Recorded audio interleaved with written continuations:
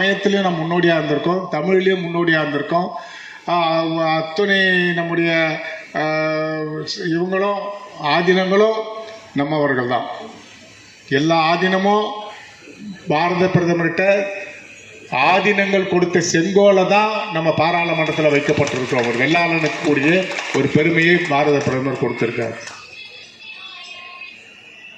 அதனால் நாம் சமயத்திலையும் கல்வியிலையும் வேலை வாய்ப்பிலையும் முன்னோடி இருக்கிறோம். ஏன் இப்போ இந்தியா முழுவதும் இன்றைய தினம் அம்பேத்கர் அவர்கள் கொண்டு வந்த இடஒதுக்கீடு ஒரு முறை இருக்குல்ல, இதை ஆஃப்டர் இண்டிபெண்டன்ஸ் சுதந்திரம் அடைந்த பிறகு இந்த நாட்டில் அந்த சட்டம் கொண்டு வந்தாங்க. வகுப்புவாதத்தில் என்னென்ன கம்யூனிட்டி என்னென்ன பிசி.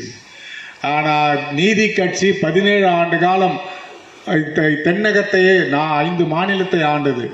அதில் தான் முதலாக இடஒதுக்கீட்டை கொண்டு வந்தவன் ஒரு முத்துலிங்க முதலியார் தான் கொண்டு வந்தான்.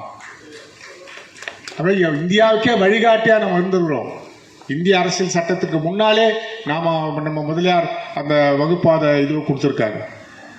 அது மாதிரி அதிலே நமக்கு வறுமை கோட்டுக்கு கீழே 35% பேர் 40% பேர் இன்னும் இருந்துக்கிறோம். நான் ஒரு முறை ரோட்டில் போகும்போது எல்லாரும் ஓடியாந்து வண்டி நிறுத்துனாங்க.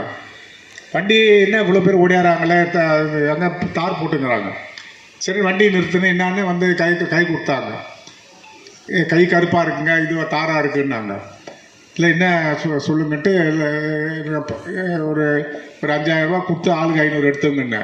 பணம் வேணாங்க ஐயா, நாங்கள்லாம் ராணிப்பேட்டை NH ரோடில் தான், நாங்கள்லாம் முதலியார்கள் தார் வேலை செய்கிறோம். அதுபோல் 35-40% பேர் இன்னும் வறுமை கூற்றுக்கே வாழ்ந்து கொண்டிருக்கிறான். வெள்ளாளர்கள், பிள்ளைமார்கள், முதலியார்கள். அது எப்படி நம்ம வேலை வாய்ப்பில் கொண்டு போகணும், எப்படி நம்ம கல்வியில் கொண்டு போகணும், எப்படி இடஒதுக்கீட்டில் கொண்டு போகணுன்ற முயற்சிகளை நம்ம பண்ணோம். அதுமாதிரி வறுமைக்கு புரட்சி தலைவர் எம்ஜிஆர் அதை தமிழ்நாட்டுக்கு கொண்டு வந்தார். பல எம்பிசியில் இருக்கிறவங்க, எஸ்சியில் இருக்கிறவங்கெல்லாம் பல பேர் ஒரு வீட்டில் 5 IAS இருக்காங்க, ஒரு வீட்டில் 5 டாக்டருங்க இருக்காங்க. ஆனால் வறுமை கோட்டு கீழே அந்த கம்யூனிட்டிலையும் கீழே இருக்கிறான்.